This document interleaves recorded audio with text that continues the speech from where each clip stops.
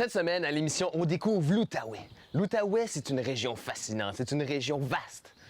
Pour commencer, je vous invite à parcourir la région de Pontiac à vélo. Ensuite, je vous invite à l'Éco-Odyssée en pédalo. Et pour terminer, survolons à vue d'oiseau la forêt de l'Aigle sur les sentiers suspendus. L'été dernier, j'ai eu la chance d'explorer le territoire québécois, de la région des Outaouais jusqu'aux îles de la Madeleine, en passant par la Gaspésie, Saguenay et Charlevoix, à la rencontre des gens, de la diversité naturelle et des activités plein air, une aventure pour vous faire découvrir le Québec, naturellement, sur les grands sentiers.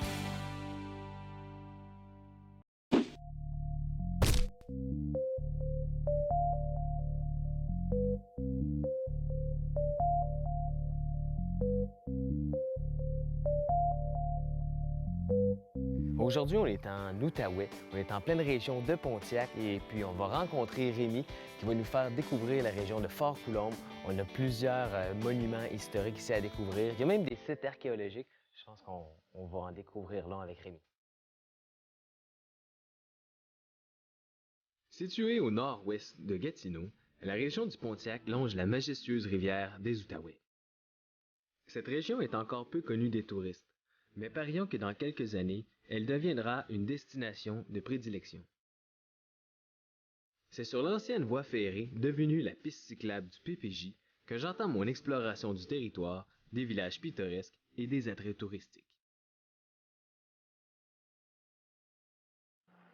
Bonjour Rémi. Bonjour Charles, ça va bien? Ça va très bien. Good. Et c'est un bel endroit, Fort-Coulombe.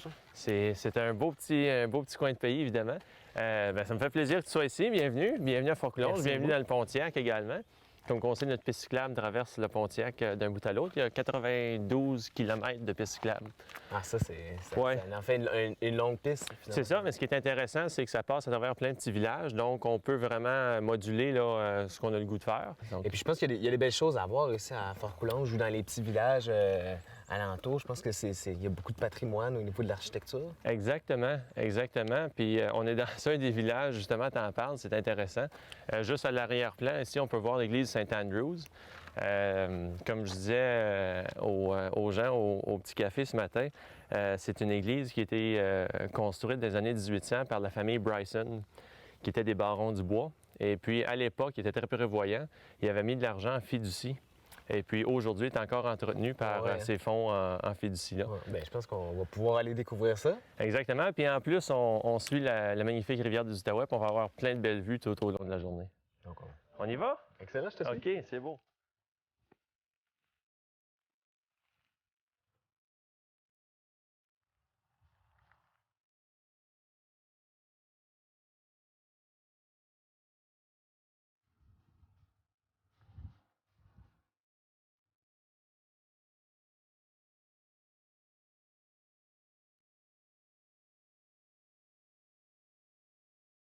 Donc, ce qui est fascinant, là, c'est que c'est le pont le plus long au Québec, et puis le deuxième le plus long au Canada. Le seul plus long est au Nouveau-Brunswick, en effet. Donc, on va reprendre le PPJ, puis on va aller faire un autre petit bout sur le PPJ.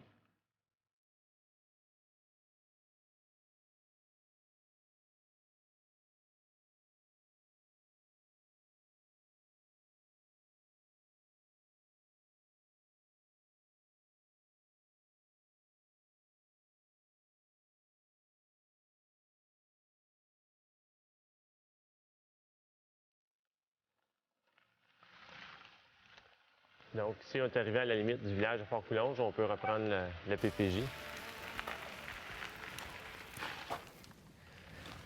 On va poursuivre une bonne partie du circuit ici. Pour se rendre on va traverser un petit village qui s'appelle Davidson. Puis ensuite, on va arrêter à un petit terrain de camping qui s'appelle Base Macro-Carpa, qui a été récipiendaire des Grands Prix du tourisme de l'Outaouais. Ah, c'est génial. 2 années, et puis il a été finaliste, je pense, pendant 3 années. Donc, c'est un beau petit coin pour les cyclistes. Excellent. On va voir ça? Good. Parfait.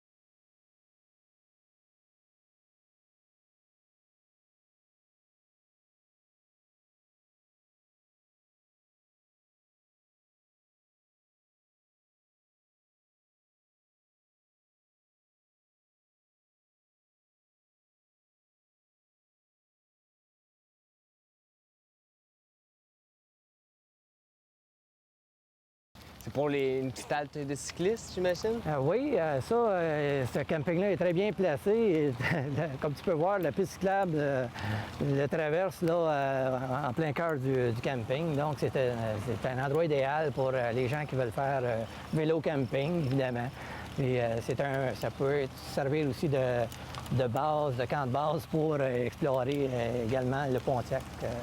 C'est vraiment bien. On voit la rivière ici, c'est sublime. Bon, le site est magnifique. Il y a aussi possibilité également de faire du camping un peu plus en retrait. Il y a des sites de camping un peu plus dans le boisé. Je vois qu'on a un petit point de vue ici. On peut peut-être tourner et aller voir. Oui, d'accord. On va se rendre. Oui. Ça, c'est probable. C'est le quai pour le camping. Oh, wow, ça, c'est un plan d'eau, hein, Régent? Oui, ça, c'est ce qu'on appelle le lac Coulonge, finalement. C'est formé par la rivière des Outaouais. C'est un élargissement de la rivière. Fait que ça, tantôt, si tu regardes, on va passer un peu plus loin quand on va quitter le camping. On va poursuivre notre route. Puis la piste cyclable allonge la rivière des Outaouais. Et en direction du village de Waltham, qui se trouve être à l'ouest d'ici. Il y a l'air d'avoir des belles plages aussi là-bas avec le couvert végétal. Il y a des belles plages de sable du long de l'Outaouais, c'est assez impressionnant. Il y a des belles sections là, pour la baignade également.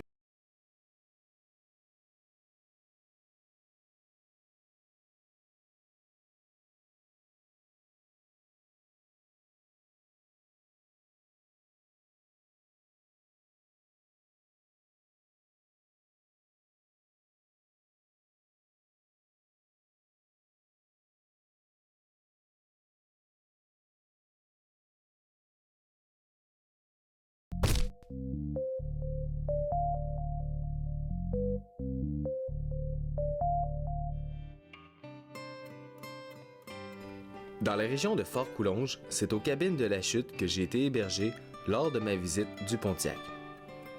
Avec ses charmants chalets en bordure de la rivière, le domaine est convivial pour un séjour en famille. À proximité d'une multitude d'activités, les cabines de la Chute sauront faire de votre visite une expérience agréable et ce, en toute saison.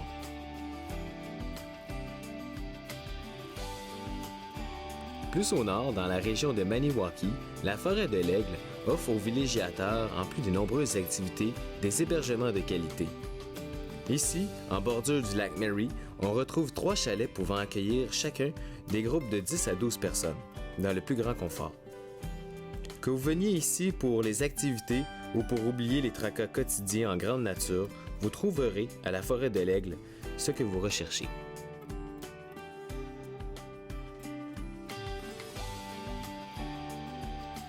Les cabines de la Chute et les chalets de la forêt de l'Aigle, 2 endroits à découvrir en Outaouais.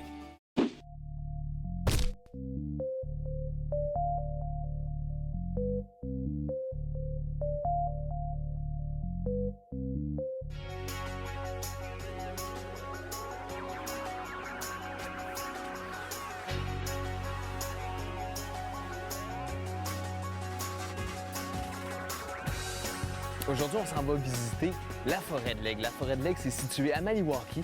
Donc, on s'en va immédiatement rencontrer notre guide, Claude.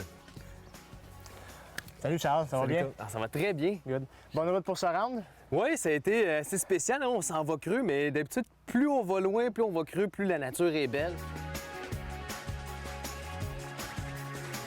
On va commencer à voir de plus en plus de cèdres, plus qu'on s'enfonce dans la forêt.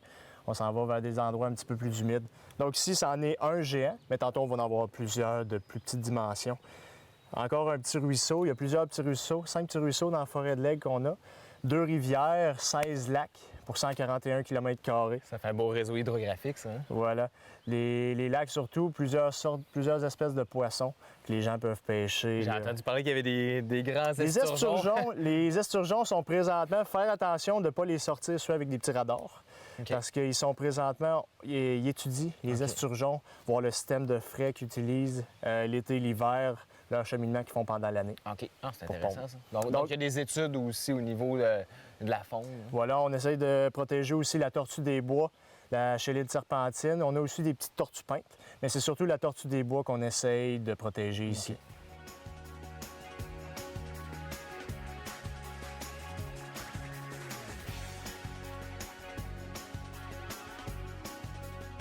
Donc, Charles, après 20-30 minutes, on est rendu au début des sentiers suspendus.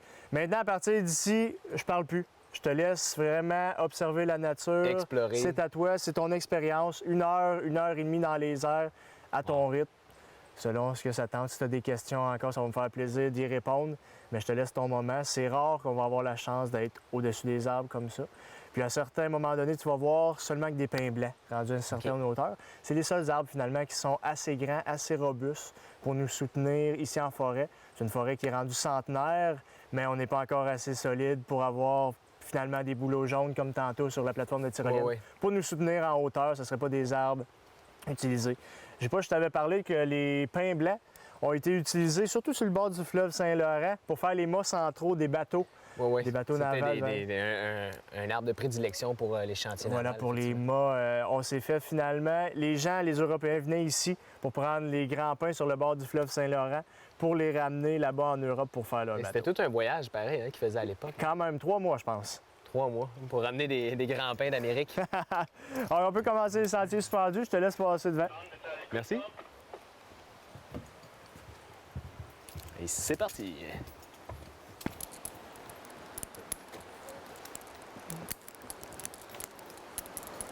Donc là, on se dirige vers un pont suspendu au-dessus de la rivière. Au-dessus de la rivière, c'est le premier qu'on va voir dans la journée finalement au-dessus de la rivière. On va être environ à 11 mètres au-dessus de la rivière Hibou. C'est là que les gens vont pouvoir se suspendre, vaincre une peur ou simplement se laisser aller, avoir un petit feeling supplémentaire. On verra. On va voir ça.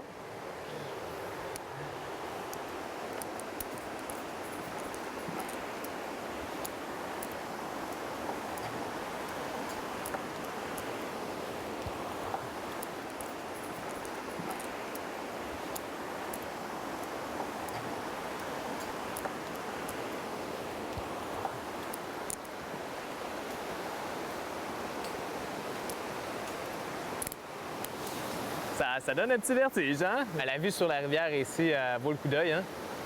Très calme. Avec les très petits paisible. rapides, Oui. les belles petites roches. C'est un autre effet. C'est tellement intéressant de découvrir la forêt, mais vu d'en haut, souvent on se promène en dessous, on regarde les feuillages, mais le voir d'en haut, c'est toujours un gage de meilleur plan de vue. On a vraiment une bonne vue ici, c'est exceptionnel, hein?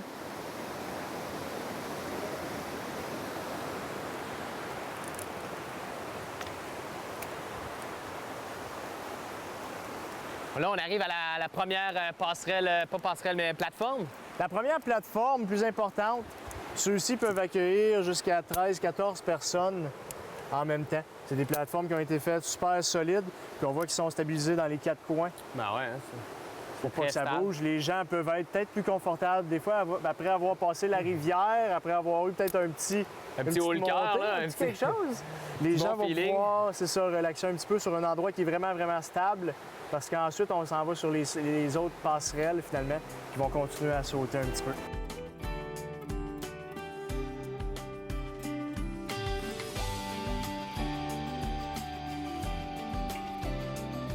Donc, ça fait déjà 1 heure qu'on est dans les airs.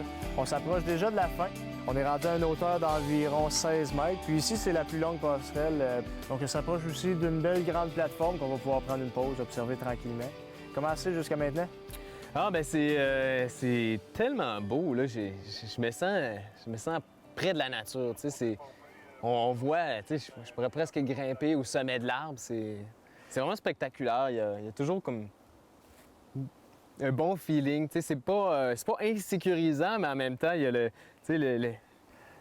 fait que ça Je te rebondisse prends un aussi. petit peu à court ici, au Ouais, milieu hein? d'une passerelle. C'est un autre feeling que sur un endroit stable. C'est sûr qu'on sent qu'on n'est pas stable, mais l'équipement est tellement sécuritaire. On parle de 2000 livres à tous les endroits, à tous les points. Double mousqueton, le mousqueton harnais, toujours. la passerelle, les câbles. C'est une belle expérience, vraiment. Là, c'est enrichissant. Finalement, le but de la forêt de l'Aigle en tant que telle, c'était ça.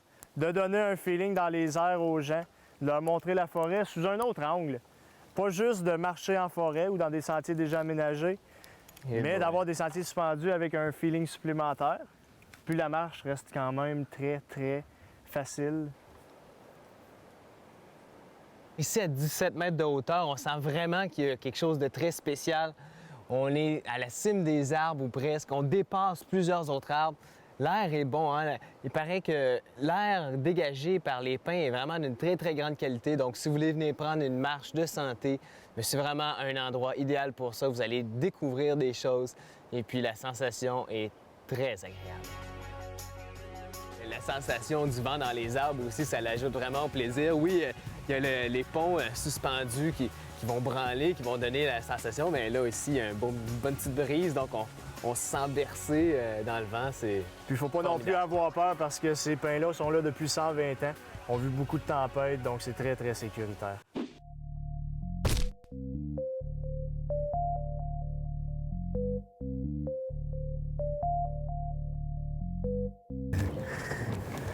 Donc là, on a trouvé le premier indice. On a pris le premier indice. Excellent. Là, on n'est pas à l'autre intersection, par exemple. Tournez au prochain boulevard de la Corneille d'Amérique. Non, l'autre, c'est... On devrait avoir... Vers l'ours. Vers l'ours 3. Faut-tu, là, on a notre point de contrôle qui est l'ours 3 et c'est aussi notre direction. On voit des morceaux de bois rongés par les castors. On a plusieurs. J'ai 2 familles de castors aussi. C'est eux autres qu'on va voir le soir. Pour ma prochaine aventure, je vous emmène découvrir un site unique en Amérique du Nord et possiblement au monde, le labyrinthe de Éco-Odyssée. Le labyrinthe est situé à une trentaine de minutes au nord-ouest de Gatineau, dans la région de Wakefield. C'est à bord d'un pédalo que je vais parcourir les 6 km de voies navigables. L'aventure amène le visiteur à découvrir le monde des marais, des plantes, des grenouilles et des oiseaux, mais le tout, heureusement, sans les moustiques. À Éco-Odyssée, c'est une véritable chasse au trésor qui attend les aventuriers. Michel, si on récapitule, c'est vraiment une aventure écotouristique ici à l'Odyssée. Oui, c'est vraiment une aventure écotouristique. Tu vas dans des milieux qu'habituellement, tu vas pas. C'est des milieux qui sont inaccessibles. Tu peux y aller des fois en grand botte ou avec des kayaks, mais très difficiles. Tandis que là, tu t'en vas dans le milieu d'un marais où c'est très riche en biodiversité, assis comme dans ton salon. Et puis à ce moment-là, le pédalo devient vraiment quelque chose d'utile, de pratique. On se dit, qu'est-ce qu'on va faire en pédalo? Mais c'est mixer l'aventure avec un labyrinthe, avec les pédalos qui nous permettent justement de s'arrêter, de bouger un peu partout, d'interpréter la nature aussi, parce qu'on a un super bon guide. Tu as un guide, puis tu as une aventure comme un rallye, c'est-à-dire que là, à chaque intersection, il faut que tu prennes une décision. C'est très convivial parce que quand tu es deux, faut que tu te parles. Oui, il faut que tu communiques. C'est-tu tel oiseau, c'est-tu telle plante? Puis là, si tu communiques pas, ça va pas bien, tu finis par communiquer. On a eu quelques petites anecdotes avec comme un père et un fils, que quand ils sont partis, ça s'engueulait tout le temps. Ils sont venus, puis ils riaient tous les deux, puis ils ont eu bien du fun. Ben oui. T'es obligé. Puis, dans le pédalo, qui est souvent très péjoratif au niveau écotourisme. Ben oui, on se dit, c'est pas de l'aventure en pédalo, non, mais c'est finalement, c'est tellement approprié. Ça prenait ça. C'est ça? Le fait de t'asseoir un côté de l'autre, d'être capable de parler, d'être capable de bouger dans le pédalo. Oui, parce qu'en canot, on est comme un en avant Derrière de l'autre, l'autre. Là, tu peux pas te passer, tu as une carte à passer, tu peux pas. Quand tu as des enfants sont en avant de toi. En avant de toi, les enfants sont... On peut venir jusqu'à 4-5 personnes, des fois, c'était des petits. Oui, puis là, tu peux te passer tes affaires. Tu sais, c'est comme dans ton salon, tu joues à une game, puis tu es assis, puis tu as une table, là, tu te passes ça. Mais tu es dans le milieu du marais. Mais ça te permet de découvrir des milieux que tu n'as pas accès, de retrouver ton œil de découvreur, là, comme quand on est jeune. Quand on est jeune, on découvre tout. Tout est nouveau. Tandis que quand tu viens vieux, là, on est habitué. Mais quand tu rentres dans ces milieux-là, tu ne vas jamais, ça devient nouveau. À toutes les fois. Fait que là, c'est là que tu... Ah, c'est comme ça. Ah, puis chaque personne vient d'ici apprendre quelque chose.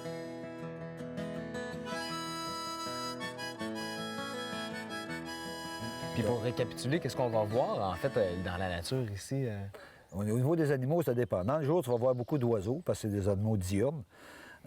Pour voir les mammifères et ainsi de suite, il faut que tu viennes en fin de journée. Le soir, quand ils sortent, c'est des animaux nocturnes, là, c'est beaucoup plus actif. On a des aventures le soir qui sont avec un guide pour justement aller voir les espèces animales. Après avoir parcouru le labyrinthe aquatique, d'avoir observé plusieurs plantes, plusieurs animaux, la faune, la flore, évidemment, on se dirige maintenant vers une autre épreuve qui est l'anagramme. Donc, on doit repérer des grenouilles un peu partout ici, dans la on a forêt, dans des les guides petits vraiment îlots. très intéressants. Et puis, à partir de là, Tout on va le pouvoir guide est réaliser tellement le mot bien mystère, illustré donc sur l'anagramme. sa vie dans Alors, on a recherche. tous les amphibiens, Bonjour, tous les Daniel. canards, plein de types Comment de vas-tu? plantes. On retrouve vraiment tout.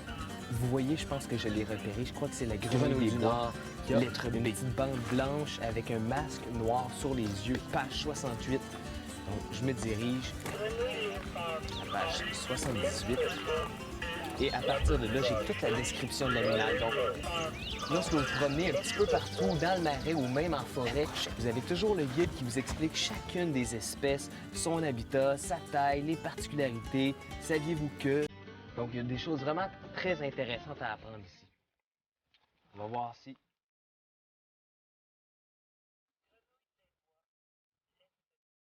Grenouille des bois, lettre C. Lettre C.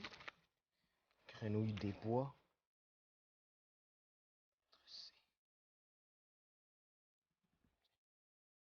C. On poursuit.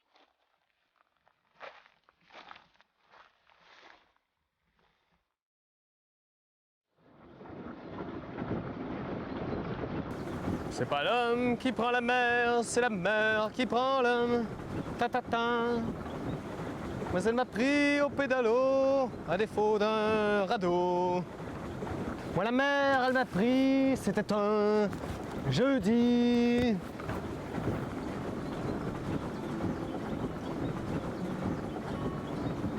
Comme vous le savez, le pédalo, c'est une activité familiale, mais ici spécialement, si vous voulez éduquer vos enfants sur la nature, parler des plantes, parler des amphibiens, des reptiles, il y a vraiment ici un petit bijou d'interprétation de la nature. C'est très, très intéressant, c'est familial, vous pouvez prendre votre temps et comme je vous le disais, il n'y a pas de mouche, donc c'est très, très agréable.